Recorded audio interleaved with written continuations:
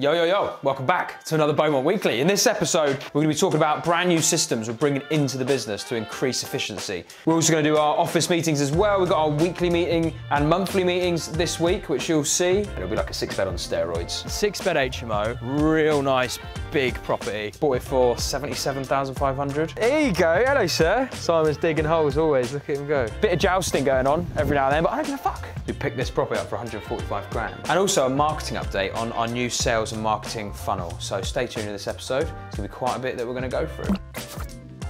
For now, we are here in this property. We're closing out this job literally today. It is gonna be nigh on done, bar a couple little cleaning bits. But for full transparency, the annoying thing about this job is it's dragged on much longer than we'd have liked to, which of course is not great because this is our client's job and we've given them 2 different end dates for it to finish, but things just kept dragging. And we've trying to identify what these problems are. When you're running lots of sites, it's a beast. When you're trying to do scale, there's so many things in construction period that can just delay you and slow you down. And especially when we're a younger business that's been trying to grow and push everything through and trying out different models and methods. A couple months ago, I raised it with the team and said, we are switching this model. We're switching to price gangs. Price gangs has to be the way we move forward so that we can make sure we have that incentivized work to keep things on program. So there's all kinds of back-end stuff we've been changing and bringing in new systems as well. And this is a product of a site where we had lads on it through the duration in the early days and the quality was good, but the time was lagging. And we were like,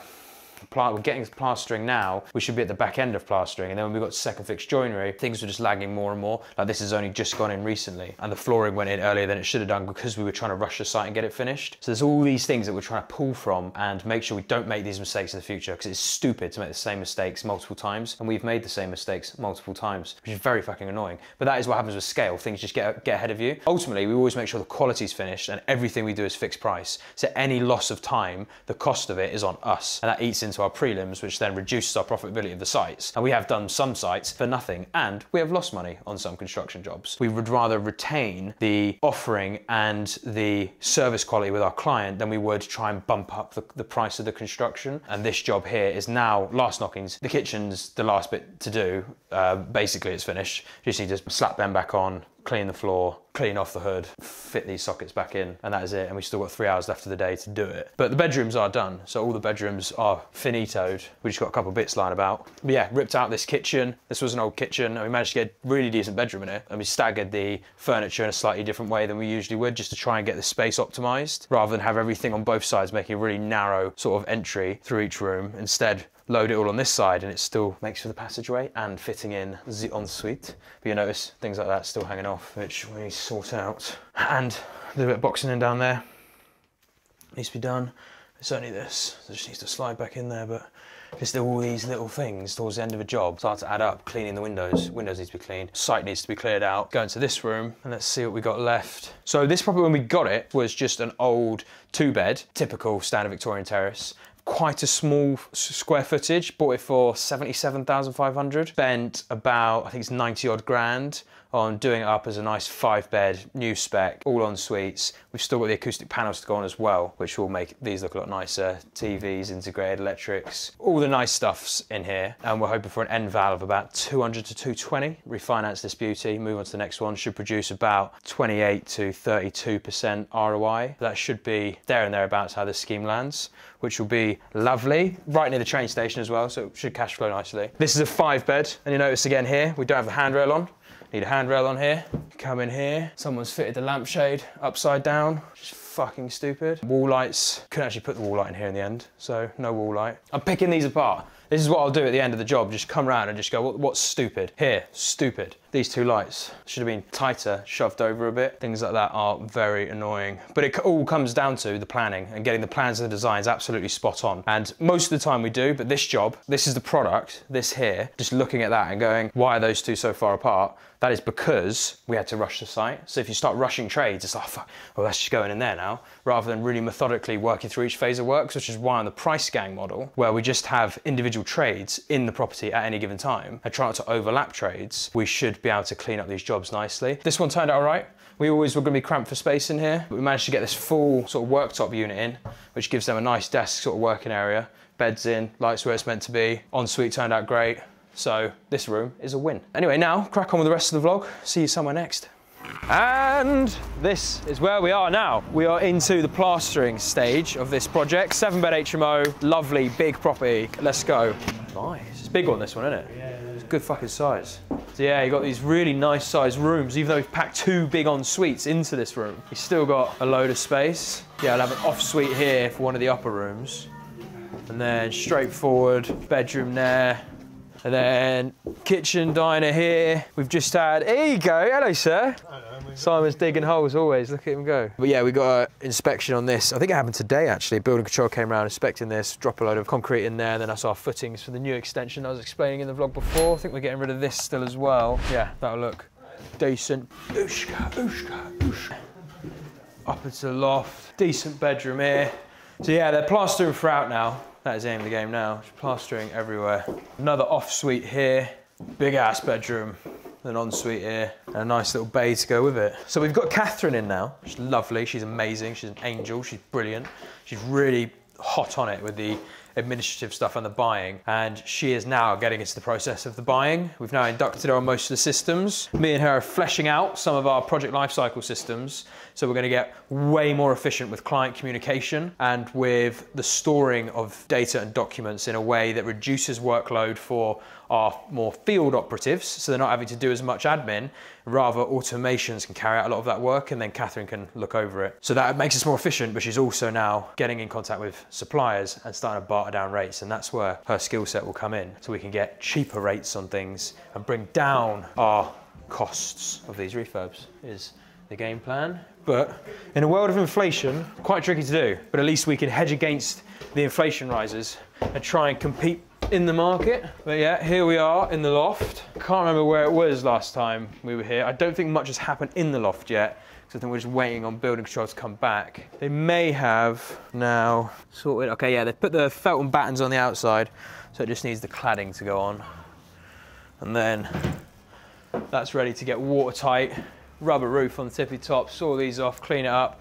Massive bedroom. This is going to be lovely with the ensuite in the corner. But anyway, that's the update for this project. I'm going to get a video and send it to our joint venture partner on this project. So we do joint ventures with our partners where they'll come in and fund the project and we use our systems to do all the work in-house. And this is a joint venture project. So now I'm going to film a nice clean update video for them. That's what we do for our investor partners so that they don't have to be here. We can just show them all the update. And that is the plan. And then we're going to move on to the next site in another town. Anyway, see you there.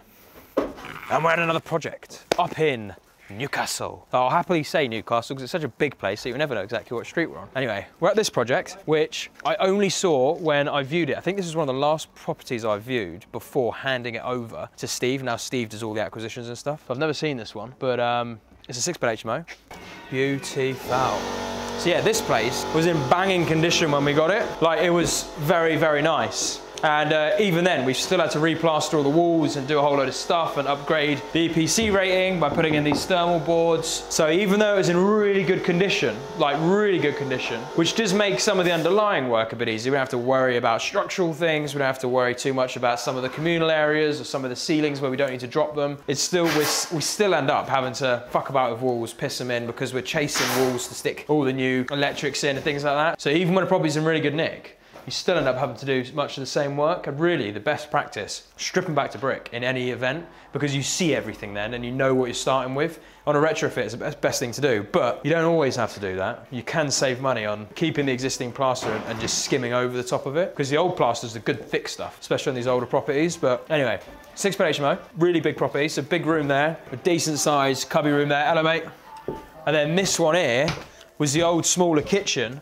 What we've done is knocked it through, because there's a big stud wall here, the little utility area, extended the step out so that we can create a more open plan, nice space. So you imagine this room was closed off here and it had this big fat breast in there that you can see we've cut out. And now it's this nice open plan space. But upstairs, we've got decent dogleg double story extension so we can get really good sized bedroom and corner suite in here as well. So this will work out. Happy with this because these are usually the worst rooms, but it's just a wider extension than usual. So usually the beds in these bedrooms will come to they're 2 meters, so they'll come to there, and then the wall is usually about there. All it takes is that extra 400 mil on the extension, and the room just feels so much bigger. So I'm quite happy with this project. And then mirror image of downstairs, so they're starting to whitewash now as well. Slightly smaller bedroom here. So this is where we could have gone for a 5-bed and just done a big bedroom instead, but this is still going to be a decent sized room. And then through here, so extra little storage unit in there. Off suite here for, I think this is for the upstairs room. Yeah, so what we've done is actually self-contained this upstairs room with here. So this is their bathroom. They've got the window, and people usually like that. These rooms go first. Usually when the bathroom's got a window to it, people like it. Makes sense, I suppose. You're in your bathroom for a fair bit of time each day. If you've got a bit of daylight coming in, doesn't feel too dingy. It's an attractive offering. And we've never turned the stairs in the way that we have here before, but this way, by doing a bit of an experiment, we can see what it feels like. And then up here, we had to bang in a new floor, and we created this little divide in the room, and it kind of creates 2 spaces. The reason we had to put something in here is because we got 2 Queen's posts, one there, they're just little ones, going up and holding the ridge. So rather than fuck about taking those out, sticking a steel in, we left them in and made a bit of a feature of it. And then a little lounge over here. I have a little sofa down there, TV on the wall, bit of storage. I love this, this is cool.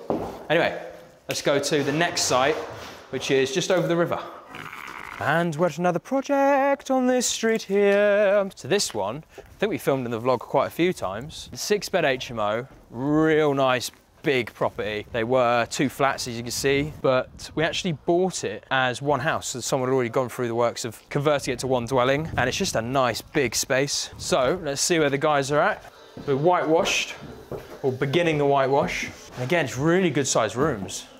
This is our bait room. So every project, you really have to have a bait room, so somewhere for the lads to eat, for them to heat up food, and for them to access hot water. So you'll see a kettle and a microwave there, and then they have to have access to a toilet. So then this will be the toilet. So that is regulation. You have to do that really. If HSE ever caught you, and it's just good practice and obviously just functional. Not that these sites are notifiable, HSE is never really going to show up, but it's important that you have this stuff as a good practice. Is it a good practice that it's messy like this? No, but it's a construction site and they do get really fucking messy really quick. But yeah, that's a bait room, because I don't think I've ever explained that. And then in here, hello sir! We're gonna have this kitchen diner area, another really good sized bedroom. This whole property's been knocked to shit. We've knocked this whole thing about to get the spaces we wanted. Chimney breasts out, another ensuite there. And we're doing an extension out the back as well. You can see actually, we've pocketed in that steel up there, and what that's doing is holding the weight, the floor above, so that we can drop this wall into our new extension, which is gonna be, it's the back here. Yeah, that's where the extension is gonna go. And then that's just gonna open up that kitchen diner, make for a much nicer space for these tenants, which is again what we're trying to do on our new product spec. It's not just about having nicer bells and whistles, it's also trying to maximize spaces, create nicer spaces for people to live. But yeah, that work will commence once the scaffolding comes down. We had to do quite a bit of remedial works on the roof to fix the roof on this one. Hence, scaffolding first, fix roof, get it watertight, then we'll get down, sort out the footings for the extension and knock that up as well. But yeah, skirts and everything else are here now. And then up on this floor, another 4 rooms, 4 good sized rooms. So here's one, and this is a pretty decent size for what we originally had, which is a room that was about here. You can see where the old floor track was. And again, just getting the extra 400 mil makes all the difference. But they'll have an off suite down there. Big room in there, off suite there. Another great sized bedroom here, which is decent. And then this bit here, again, a lot of knocking about to get this how we needed it. But now you can see decent sized room in here as well. So there was the old stairs there and other bits. We've taken those out, leveled the floor off, en suite, bing, bang, boom, that's done. So, nice. And that is the update for the rounds that I've done up here today. I'll see you somewhere next in the vlog. So what noise do giraffes make?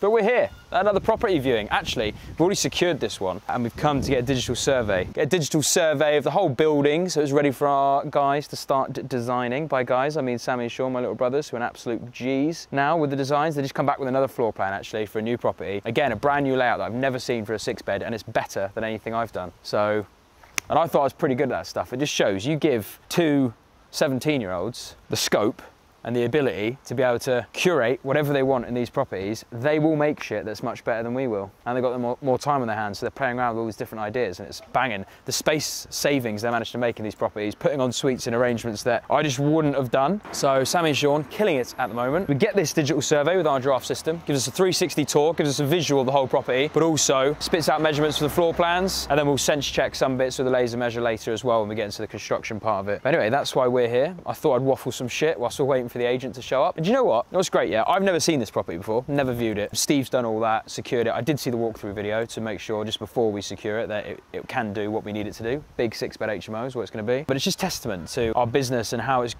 growing and the rate at which it's growing as well, which we're candidly documenting on our YouTube channel. Not necessarily always to our benefit, but most of the time it's to our benefit to just be transparent. But sometimes we get kickback from local councils, from local neighbours, landlords, who now our name is spreading around the northeast. Anyone who's in the property scene knows who we are, so we're getting, yeah, a bit of jousting going on every now and then, but I don't give a fuck. We want to be transparent. We want to show what we're doing, you know? I don't think you should not be transparent when you're doing property. You should just put your cards on the table. You've got to be careful with planning, but other than that, I'd say put your cards on the table, show what you're about, show your mistakes and everything else. But what's great is, you know, for so many years, I did all of the property sourcing, all the securing of the property, and the amount of houses I've viewed, fuck knows how many it is now, but I've seen so many people's properties, and now I don't have to see them, and Steve's securing them, and I'm managing to scale the business in other areas and opening up new revenue streams for us, which diversifies the underlying business. And you guys are seeing all of this on the YouTube channel, and one day I get to watch all this stuff back and see where we were back in 2024 and how it's all growing. So it's cool to see the business take these new steps. But anyway, that's enough for me. Let's view this property, get our survey, and then we're gonna go meet a client at a new property that we've also just secured around the corner. Sweet. Next scan, we're on the first floor now. This layout is super weird. So you've got a big bedroom here, yeah? You've got this quirky corridor.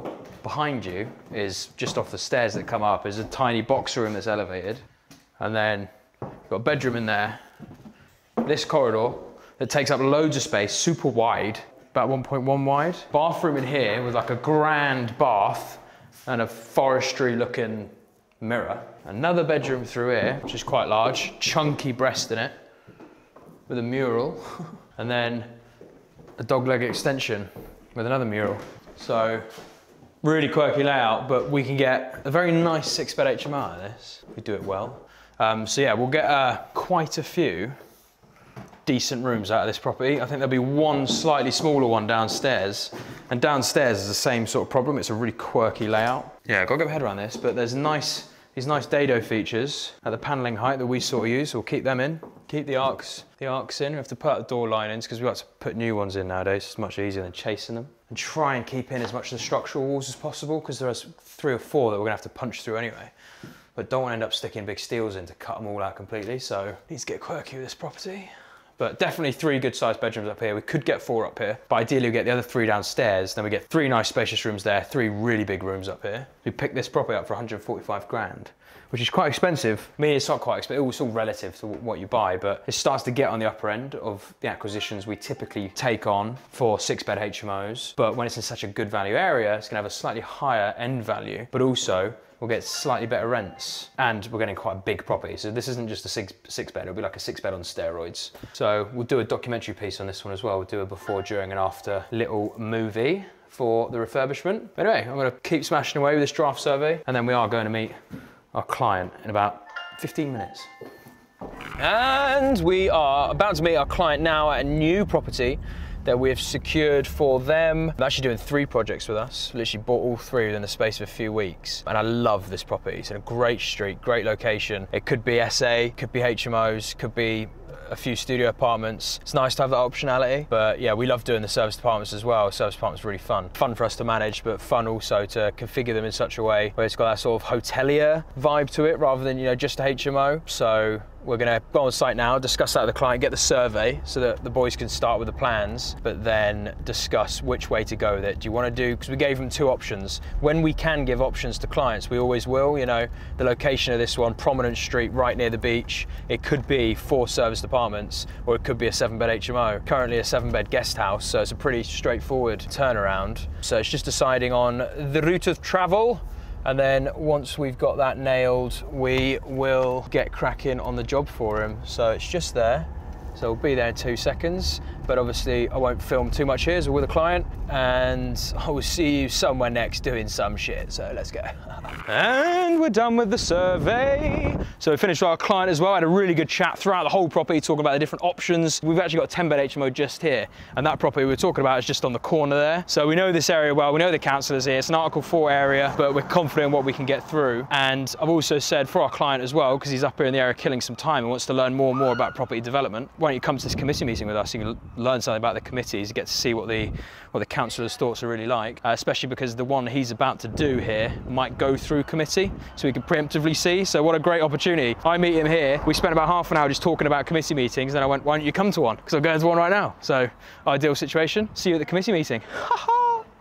Okay, we're now going into planning committee at North Tyneside Council for our 8-bed HMO project, which should go through because we know the planning officer there really well, and she's been good to us on other schemes, and she's supported us through and through on this one, even though there were 3 other HMOs going through appeals at the same time as ours. So it's actually been 2 months longer than it should have been getting this through, but she advised, let me wait until those appeals go through, and then we'll make a decision whether they need to recommend it for approval. All those appeals got rejected, so they didn't get approved, but she still went, yeah, but your HMO is much better. You've got like 2-3 square meters per room, bigger rooms. They've seen what we've done before, they know it's quality stock, and it's right near the metro station.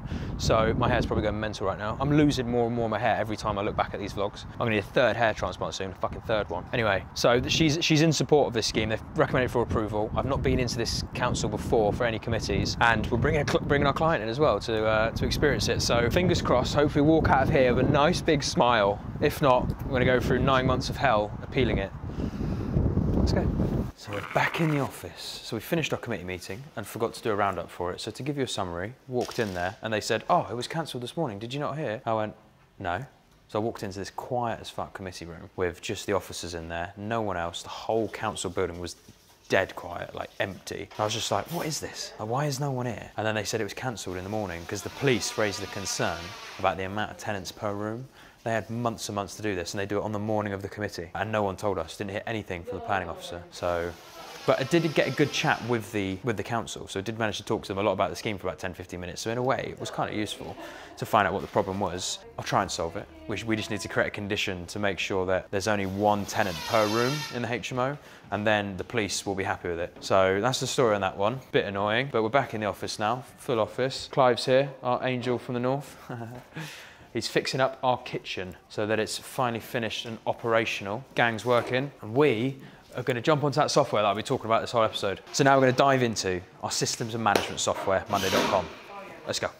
Okay, so this is Monday.com, and we've been using this from almost the very start of our business. By about the 3rd or 4th project, I started using this religiously. And what it did, the second we started using Monday, we could see our business. You could see the systems, you could see the task management for the projects, storing all the files in a central place. Absolutely fundamental if you want to build any kind of business, but especially property development, where there's lots of tasks and lots of things over prolonged periods that you need to account for, remember, and store away. So I've really vamped it up recently with a lot of automation, a lot of back-end heavy lifting to stop our day-to-day staff members having to think of new functionalities and more things for them to do. So instead I've refined it. So it's just our 2 admin girls, so Lynn and Catherine, who deal with the back-end side of this, and then everyone else's data entries become much simpler. So this is our project lifecycle, and this is our main board. It is the view of the whole business. And I am going to have to obviously blur the screen because there's a lot of sensitive information that we hold within this software. So there's going to be quite a few blurry bits, but I'm just going to show you the structure. So the project lifecycle is showing from end to end, from the point that we secure the property for the client all the way through to letting it on the back end. What are the different statuses and stages that we need to capture, account for, and show the rest of the team so that all of our different departments that work on different parts of the project lifecycle understand what's coming up in their pipeline and where projects currently are. So these are line item entries for all of the projects. So these are our active sites. So active sites in the Tyneside region, so up in the Newcastle region. And then here's the other active sites in a different region, the Teesside region. And we do have a couple other bits and in other areas that are now completed, and they are all down here. So completed projects through to our own portfolio projects as well. And we have another board of developments that were done before I set up this new system. And the project lifecycle works like this. So you have the item, which is the address, and then the location again, which is the address. The reason we've duplicated it is because this is an item column, which a lot of the automated emails and stuff can draw from, and the location column where all of our properties are and things like that, which is useful. Then we've got client's full name, client's first name, client's email, solicitors, SPV, who the agent is and the contact at the agent, the purchase price, our fees, purchase type, conveyancing, the type of property, description of the property works, GDVs, costs, planning timeframes, funding, construction, whether it's cash or bridging finance on the purchase, and then the duration for that bridging, and then memos. And this point here at memos is where, so everything before that is all manually entered before the system starts running. So all of that has to be entered by the sourcing agent. So whoever sourced it, whether it's me, Steve, or anyone else in the business, generally it's going to be me or Steve, we have to put all of that in first. And what that does is allows for all of the data to be centrally stored, and then the automations and the communications between departments, when they receive emails, it can pull from all of that data to give them the relevant information to stop them having to come onto the system and go and find all of that info manually. So that's obviously very useful. So this is the full project lifecycle. You've then got instructing architects, surveys, design packages, pre-construction tender, build team, completion set for the purchase, completion, buildings insurance, completion date, purchase, sourcing, project management fee, the second half of it, which is due upon completion of the purchase, construction starting, the build schedule, actual completion. Some of these are blank because we need to go back through and update them with the new system, and also some of them just aren't into construction yet. So you see it starts to tether off towards the end because these aren't finished projects. And then you've got the handover, the refi mortgage, the lettings and the lettings ad, valuation and GDV on the back end of these projects. So there's a lot of different component parts to managing these projects. But yeah, anyway, that's that. Let's go somewhere else for this vlog. Sweet. And we got our weekly meetings, but actually we have our monthly meeting as well this morning. So get everyone together, chat shop, talk about all the numbers, performance of different departments, and get everyone genned up on the new Monday software, our new systems and management software, which I've been revamping recently, which I will be showing you in this vlog. So, all right, geezer. Morning. Hello. Hello, my little man. One little brother, another little brother. An old man. Old man. Hello. What going, G? What going, sis dog? Big sister, yeah. Big sis? Yeah, she's older than me. Cool, right, we'll get cracking with our monthly meeting. Get everyone upstairs. Sweet. So, start with some good news.